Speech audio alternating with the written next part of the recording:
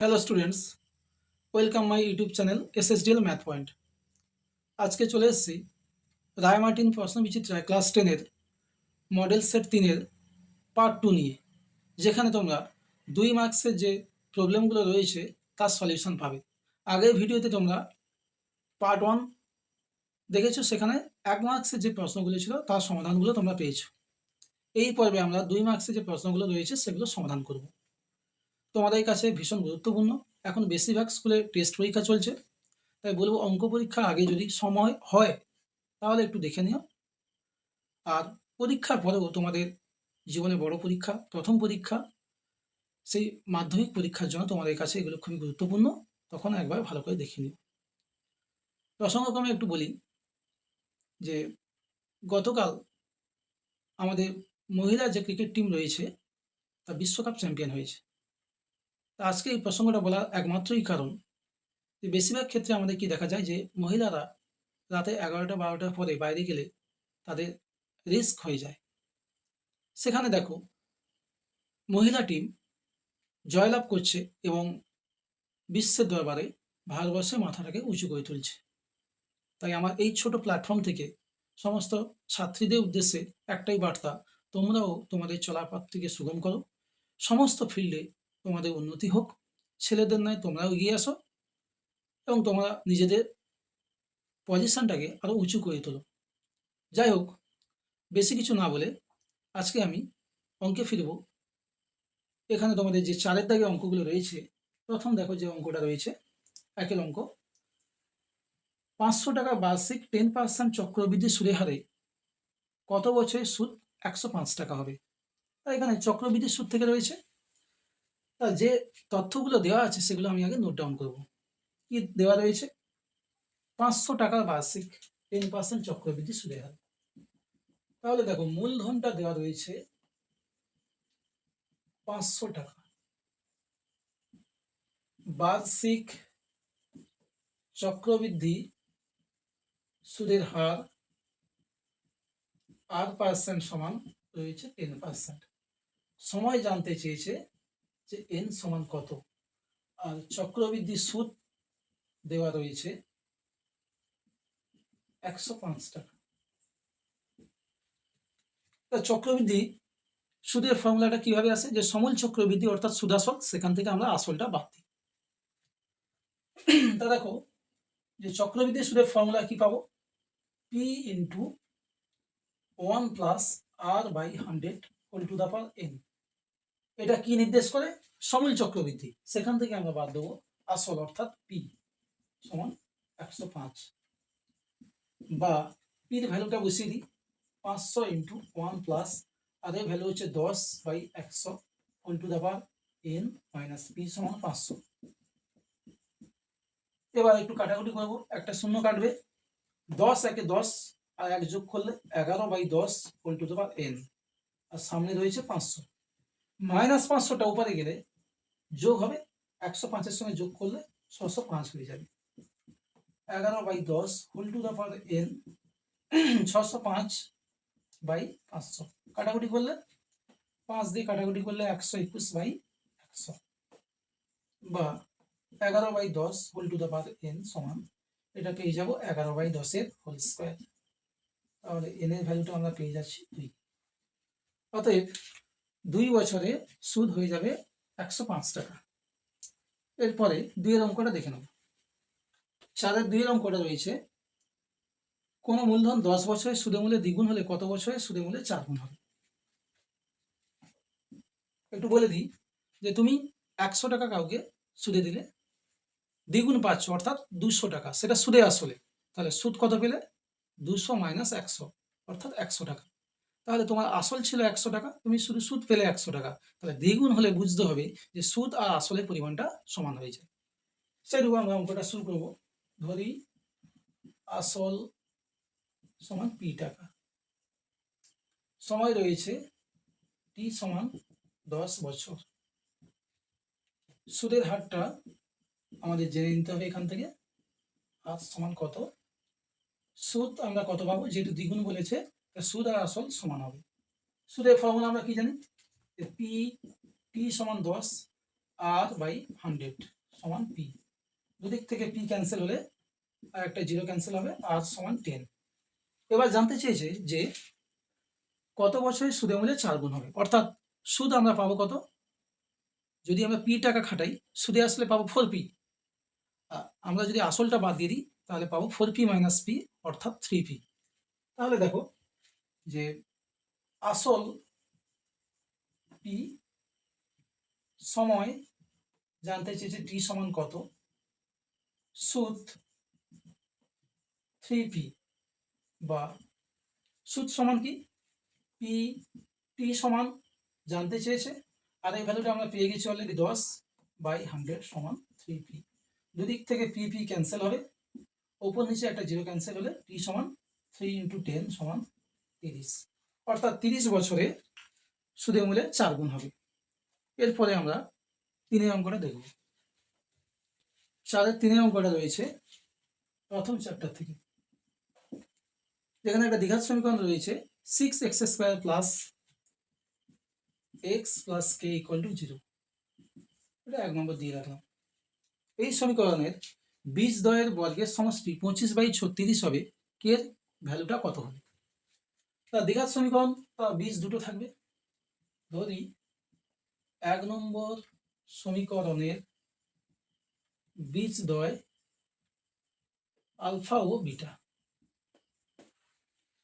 তাহলে relation between roots and coefficient, সেখান থেকে আমরা কি পাবো, আলফা প্লাস বিটা, অর্থাৎ বীজদ্বয় সমষ্টি আর বীজদ্বয় গুণফল। তো এটাকে আমরা যে স্ট্যান্ডার্ড ফর্মটা রয়েছে দ্বিঘাত সমীকরণের ax² plus bx plus c equal to 0 তার সঙ্গে কম্পেয়ার করব। বীজদ্বয় সমষ্টি মাইনাস বি বাই এ, তাহলে মাইনাস হলো বি সমান, দেখো এক্স এর সঙ্গে এখানে কিছু নেই মানে 1/a সমান 6। আলফা বিটা বীজদ্বয় গুণফল হয় c বাই এ, c সমান পেয়ে যাচ্ছে k/a সমান 6।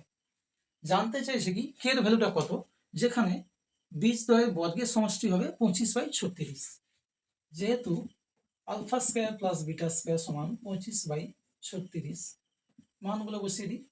আচ্ছা, এটা একটু সূত্রে ভেঙে নেবো, a square plus B square, alpha plus বিটার whole square minus 2 alpha beta, ডান দিকে যেমন 25/36 রয়েছে। আলফা প্লাস বিটা সমান মাইনাস 1/6 তার whole square minus 2 alpha beta সমান k/6 সমান 25/36।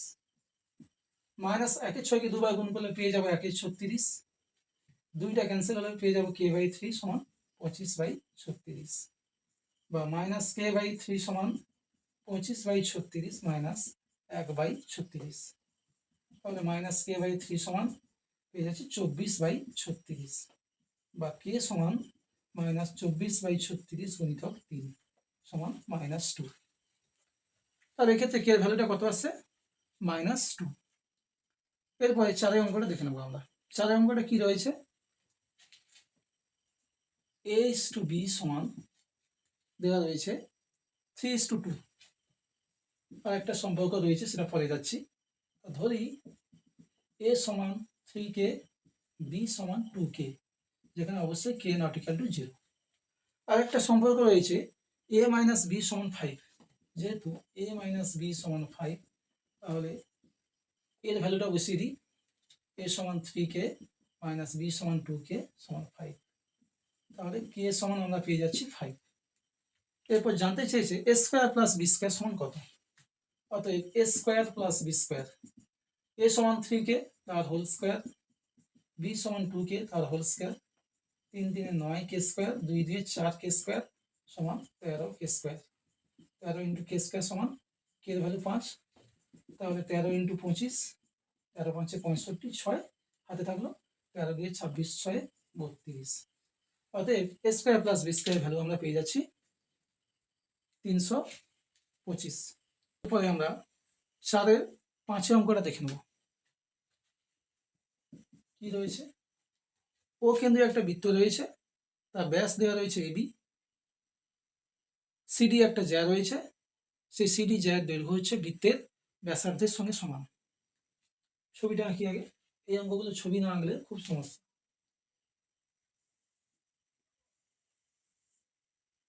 ও কেন্দ্রে একটি বৃত্ত, এবি ব্যাস রয়েছে, একটা জ্যা রয়েছে সিডি, যেটা হচ্ছে এবির অর্ধেক, এবার এ ও সি কে বাড়িয়ে দেওয়া হয়েছে, আর বি ও ডি কে বাড়িয়ে দেওয়া হয়েছে, যেটা ছেদ করেছে পি বিন্দুতে।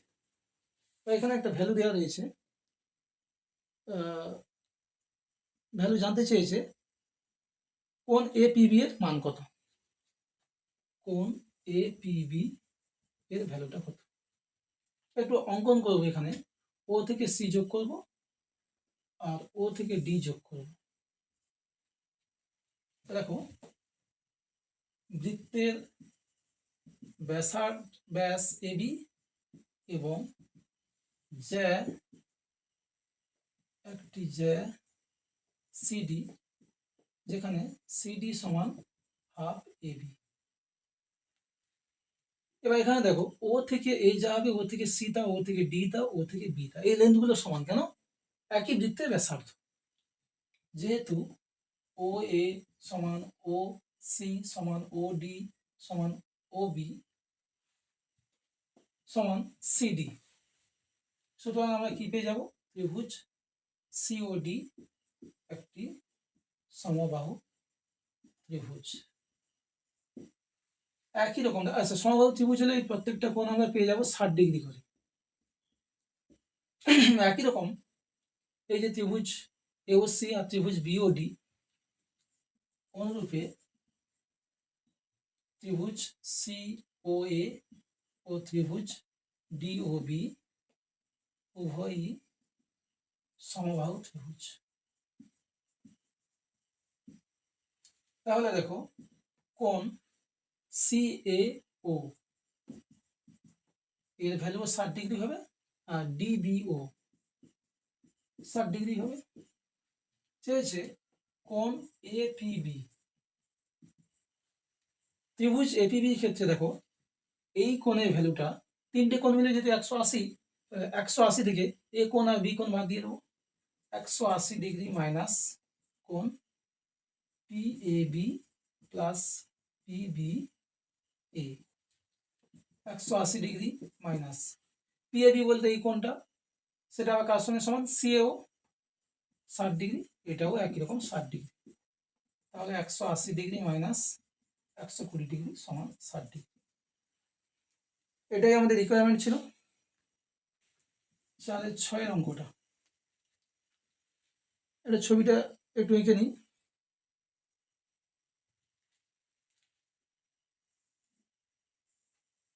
এটা বৃত্ত রয়েছে, ব্যাস রয়েছে এবি,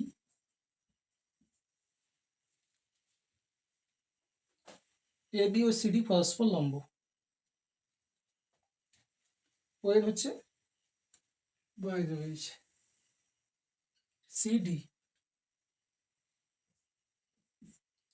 এসি এডি যোগ করা রয়েছে। দেওয়া রয়েছে এডি সমান 50 ডিগ্রি, কোণ এডিসি সমান 50 ডিগ্রি। ছবিতে কোথায় আসছে? এই কোণটা 50 ডিগ্রি। জানতে চেয়েছে কোণ সিএডির ভ্যালু কত। সিএডি বলতে এই টোটাল কোণটা। তো দেখো, এডিসি কোণ রয়েছে 50 ডিগ্রি। আমরা একটা বৃত্তচাপ নেব এসি। এসি বৃত্তচাপের উপর দুটো বৃত্তস্থ কোণ দেখো, এই একটা কোণ এই বৃত্তচাপের উপর, আর একটা কোণ দেখো একই বৃত্তচাপের উপর। ছবিটাতে আরেকটু ড্র করতে হবে, বিসি যোগ করা আছে। এই যে কোণটা একই বৃত্তচাপের উপর, তাহলে এসি বৃত্তচাপের উপর বৃত্তস্থ কোণ এ বিসি সমান কার সঙ্গে সমান হবে? এডিসির সঙ্গে, যেটা ভ্যালু দেওয়া রয়েছে 50 ডিগ্রি। তাহলে এটা 50 সমান, এটাও পেয়ে যাচ্ছি 50 ডিগ্রি। এবার দেখো, এ বি ব্যাস, তাহলে এসিবি কোণটা হয়ে যাচ্ছে অর্ধবৃত্তস্থ কোণ। যেহেতু এ বি ব্যাস, তাহলে কোণ এসিবি সমান অর্ধবৃত্তস্থ কোণ, তার ভ্যালুটা আমরা সবাই জানি 90 ডিগ্রি। তাহলে এটা পেয়ে গেলাম 90 ডিগ্রি। অতএব কোণ সিএবি, তার ভ্যালুটা দেখো, এটা 90 ডিগ্রি, এটা 50, তাহলে এটা 180 থেকে এই দুটো কোণকে বাদ দিয়ে দেবো, তাহলে চলে আসছে 40 ডিগ্রি। একই রকম দেখো কোণ ও এ ডি, যেহেতু এটা লম্ব 90 ডিগ্রি, এটা 50, তাহলে 180 থেকে আমরা বাদ দেবো 90 প্লাস 50 সমান 40 ডিগ্রি। অতএব যেটা রিকোয়ারমেন্ট, কোণ সিএডি, কোন দুটো কোণকে যোগ করলে পাবো, সিএবি কে যোগ করলে পাবো, সিএবির সঙ্গে যোগ করব ও এ ডি, দুটোই কোণের মান 40 ডিগ্রি করে, সমান 80 ডিগ্রি। এরপরে আমরা 4-এর দাগে 7 অঙ্কটা দেখে নেবো, ভেরি ইম্পর্টেন্ট অঙ্ক। তো দেখো 36 সেমি ও 16 সেমি ব্যাসার্ধ বিশিষ্ট দুটো বৃত্ত পরস্পরকে বহিস্থভাবে স্পর্শ করেছে।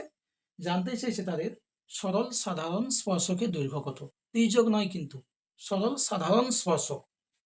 তাহলে আমরা ছবিটাকে এঁকে দিই।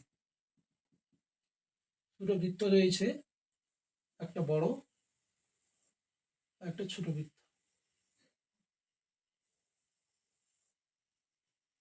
স্পর্শক হচ্ছে এটা ও ও ড্যাশ। ধরি বৃত্ত দুটির কেন্দ্র যথাক্রমে ও ও ড্যাশ। দেখো এটা রয়েছে 36 আর এটা রয়েছে 16। সরল সাধারণ স্পর্শকটা কেমন হবে, এইভাবে থাকবে, তো নাম দিচ্ছি এ বি, এবং সরল সাধারণ স্পর্শক A B. O dash A আর ও বি যোগ করলে দেখো, তারপর আমরা কি করছি, যে ও বি সমান করে কেটে নিচ্ছি, নাম দিলাম সি, ও সি ড্যাশ, সরি ও ড্যাশ সি, এটা সমান ও বি, সেটা দেওয়া হয়েছে 16। তাহলে ও ড্যাশ এ কি করে পাবো না, সরি সি এ ভ্যালুটা কি করে পাবো, ও ড্যাশ এর থেকে আমরা ও ড্যাশ সি বাদ দিয়ে দেবো। ও ড্যাশ এ মানে টোটালটা হচ্ছে ব্যাসার্ধ 36, সেখান থেকে বাদ দেবো ও ড্যাশ সি, সমান সেটা ও বি 16, অর্থাৎ 20 সেন্টিমিটার। তাহলে এটা আমরা পেয়ে গেলাম 20 সেন্টিমিটার।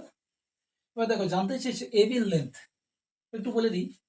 এটা হচ্ছে বৃত্তের স্পর্শক, এটা স্পর্শ বিন্দুগামী ব্যাসার্ধ, তার মানে এই কোণটা হবে 90 ডিগ্রি। কেননা উপপাদ্য রয়েছে বৃত্তের স্পর্শক আর স্পর্শ বিন্দুগামী ব্যাসার্ধ পরস্পর লম্ব হয়। তাহলে এই সিবিটা আসছে অতিভুজ, সমকোণী ত্রিভুজ এ বি সি থেকে পাই। অতিভুজ হচ্ছে বিসি, সমকোণের বিপরীত বাহু, বিসি স্কয়ার সমান A B square plus AC square. BC value কত, 36 আর 16, অলরেডি আগে থেকে বার করে নিলে সুবিধা হতো। তা দেখো এখানে লিখে নিই, বিসি সমান ও ও ড্যাশ, সেটা হচ্ছে 36 প্লাস 16 সমান 52। তাহলে 52 হোল স্কয়ার। এ বির মান চেয়েছে, আর এসি ভ্যালুটা অলরেডি বার করা আছে, দেখো সি এ একই এসি 20 হোল স্কয়ার। তাহলে এ বি স্কয়ার সমান হচ্ছে 52 স্কয়ার মাইনাস 20 স্কয়ার।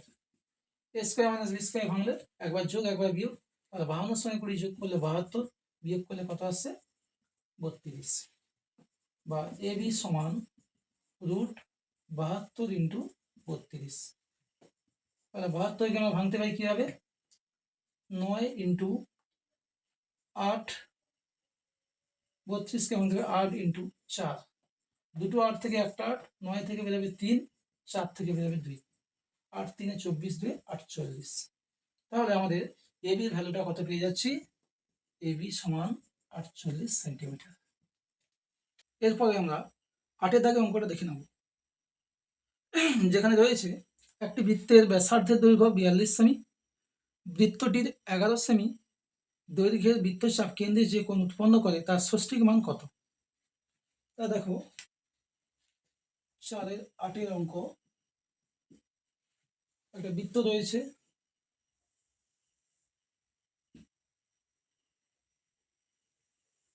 বৃত্তের কেন্দ্র স্থাপন ধরলাম ও, এর ব্যাসার্ধ রয়েছে 42, 11 সেন্টিমিটার একটা বৃত্তচাপ। ধরো এখান থেকে এই বৃত্তচাপটা হচ্ছে 11 সেন্টিমিটার, কেন্দ্রে কত কোণ উৎপন্ন করছে। বৃত্তচাপ এস সমান দেওয়া রয়েছে 11 সেন্টিমিটার। আচ্ছা, ব্যাসার্ধ আর সমান রয়েছে 42। আর এই যে কোণটা থিটা, তার ষষ্ঠিক পদ্ধতিতে মানটা জানতে চেয়েছে। তো দেখো, প্রথমে আমাদের এখানে একটা সূত্র রয়েছে, আগে লিখে নিই যেগুলো দেওয়া আছে। বৃত্তের ব্যাসার্ধ আর সমান 42 সেন্টিমিটার, বৃত্তচাপের দৈর্ঘ্য এস সমান 11 সেন্টিমিটার। অতএব উৎপন্ন কোণ থিটা সমান, ফর্মুলা কি জানি আমরা, এস সমান আর থিটা। তাহলে থিটা সমান এস বাই আর, অর্থাৎ 11/42। এবার যেহেতু আমরা এই যে কোণটা উৎপন্ন হলো এটা রেডিয়ান এককে, ষষ্ঠিক পদ্ধতি অর্থাৎ ডিগ্রিতে কনভার্ট করব, তাই এক্ষেত্রে যদি আমরা পাই আনতে পারি খুব সুবিধে হয়। দেখো পাইয়ের মানটা 22/7, তাহলে কি করব, 11 আছে তাকে 2 দিয়ে গুণ করলে 22 পাবো, আর নিচেও সেই তোমাকে 2 দিয়ে গুণ করতে হবে। তাহলে 22 উপরে পেয়ে যাচ্ছি। 42 থেকে 7কে ছাড়িয়ে নেব। 42 সমান কি 7 ইন্টু 6, 7 আর 6 আর 2 হলে 12। তাহলে আসছে পাই বাই 22-এর 7টা মিলে পাই, আর নিচে থাকছে 12। এবার আমরা কি জানি যে 180 ডিগ্রি সমান পাই রেডিয়ান। তাহলে পাই বাই 12 সমান কত হবে? তাহলে দেখো যে অতএব পাই বাই থিটা সমান পাই বাই 12 সমান কি পেয়ে যাব, যে 180 into pi by 12 by pi. সহজ কথা, আমরা যদি 12 দিয়ে ভাগ করি চলে আসবে। তাহলে কি আসছে, পাই পাই ক্যান্সেল হলে 12 একে, আর আসছে 12×5 = 60, 15 ডিগ্রি। অর্থাৎ এখানে চলে আসছে পাইর মান, তোমার যে কোণটা চেয়েছে সেই থিটা কত, 15 ডিগ্রি ষষ্ঠিক পদ্ধতিতে। 4-এর 9-এর অঙ্কটা রয়েছে, cos square 50 degree plus cos square theta equal to 1, যেখানে থিটা রেঞ্জটা দেওয়া রয়েছে 0 ডিগ্রি থেকে 90 ডিগ্রির মধ্যে, 0 less than 90 less than 90 degree. কি জানতে চেয়েছে, থিটার মান কত। দেখো cos স্কয়ার 50 ডিগ্রি রেখে দিলাম, cos স্কয়ারটা উপরে গেলে 1 মাইনাস cos স্কয়ার থিটা, বা cos স্কয়ার 50 ডিগ্রি সমান 1 মাইনাস cos স্কয়ার সমান পেয়ে যাচ্ছি sin স্কয়ার থিটা, বা cos স্কয়ার 50 ডিগ্রি সমান sin থিটাকে আমরা লিখতে পারি cos 90 মাইনাস থিটা। আর যেহেতু এখানে স্কয়ার রয়েছে তাহলে আমরা স্কয়ার দেবো। দুদিক থেকে যদি cos উঠে যায়, 50 ডিগ্রি সমান 90 ডিগ্রি মাইনাস থিটা, বা থিটা সমান পেয়ে যাবো 90 ডিগ্রি মাইনাস 50 ডিগ্রি সমান 40 ডিগ্রি। এটাই আমাদের উত্তর। এরপরে আমরা 10-এর অঙ্কটা দেখে নেব। 2 হেক্টর জমিতে বৃষ্টিপাতের ফলে 5 সেমি উচ্চতার জল জমে গেছে। তাহলে যে পরিমাণ জল জমেছে তার আয়তনটা বার করতে পেরেছে। তাহলে দেখো জমির ক্ষেত্রফল কি রয়েছে, 2 হেক্টর। একটু বলে দিই, 1 হেক্টর সমান 10,000 বর্গমিটার। তাহলে 2 হেক্টর সমান কি পেয়ে যাব, 2 ইন্টু 10,000 বর্গমিটার সমান 20,000 বর্গমিটার।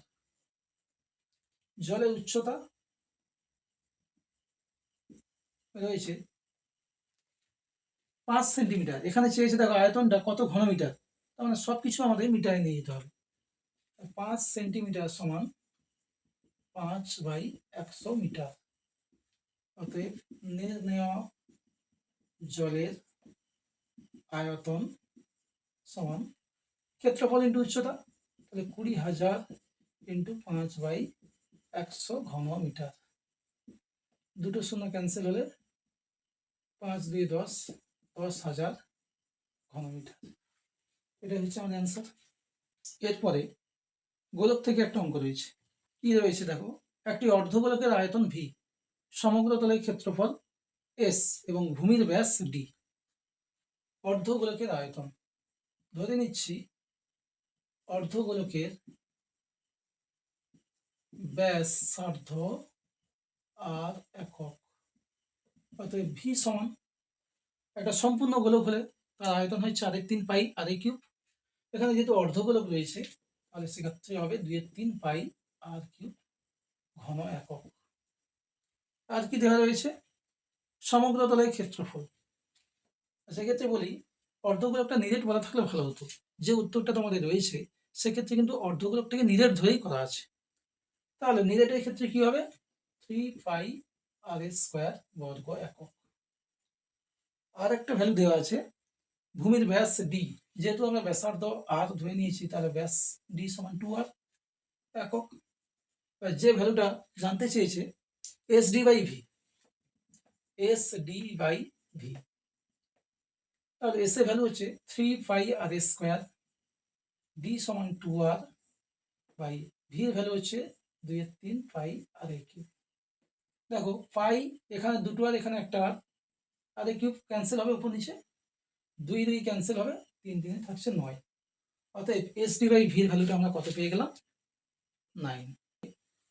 আমরা শেষ অঙ্ক 4-এর 12 অঙ্কটা দেখে নেব। 14 জন ছাত্রের প্রাপ্ত নম্বর রয়েছে 42, 51, 56, 45, 62, 59, 50, 52, 55, 64, 45, 54, 58, 60। তা এই যে নাম্বারগুলো রয়েছে দেখো, এগুলো হচ্ছে ছোট বড় গুলিয়ে দেওয়া আছে। আমাদের মধ্যমা নির্ণয় করতে গেলে প্রথম কাজ হবে যে ডেটাগুলো দেওয়া থাকবে তাদেরকে আমরা ছোট থেকে বড় আকারে সাজাবো, আর সেটা আমি সাজিয়েই লিখছি। 14 জন 4-এর 12, 14 জন ছাত্রের নম্বর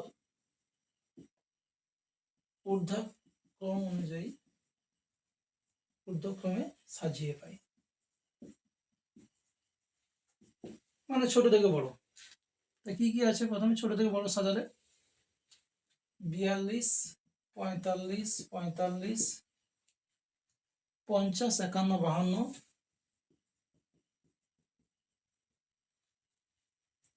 54, 55, 56, 58,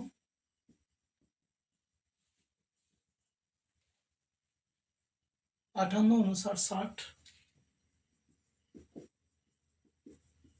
62, 64। তো কটা সংখ্যা রয়েছে আমরা একটু দেখে নিই। দেখো 1 2 3 4 5 6 7 8 9 10 11 12 13 14, 14টা সংখ্যা রয়েছে। এবার মধ্যমা বার করতে বলেছে, তাহলে দেখো এখানে পদ সংখ্যা কত, পদ সংখ্যা n সমান 14, এটা যুগ্ম সংখ্যা। অতএব মধ্যমা কি করে পাবো, 14/2 তম পদ যুক্ত 14/2 প্লাস 1 তম পদ বাই 2, অর্থাৎ 7 তম পদ যুক্ত 8 তম পদ বাই 2।